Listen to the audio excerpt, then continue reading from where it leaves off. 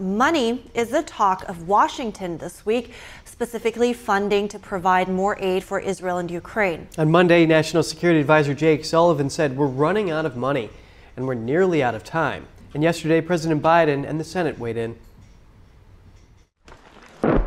While Ukraine continues its fight against Russia, in Washington, Congress is fighting itself, with lawmakers failing to agree on how to extend aid to Ukraine. The Ukrainians have had to start rationing their munitions, as any sensible army would, because they simply don't want to run out.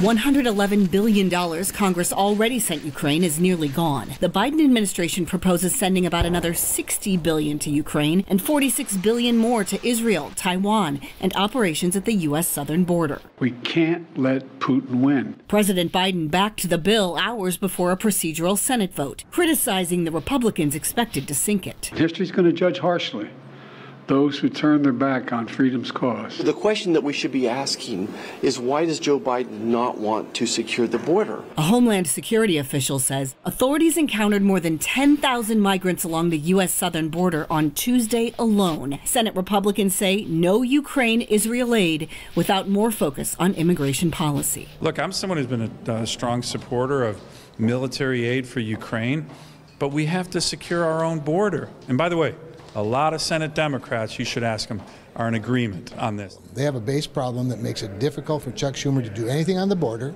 So if we feel like, you know, as a minority party in the Senate, we have a little bit of leverage because they really want the other stuff. Senate decorum has dissolved behind closed doors. A classified Ukraine briefing Tuesday turned into a shouting match over the border.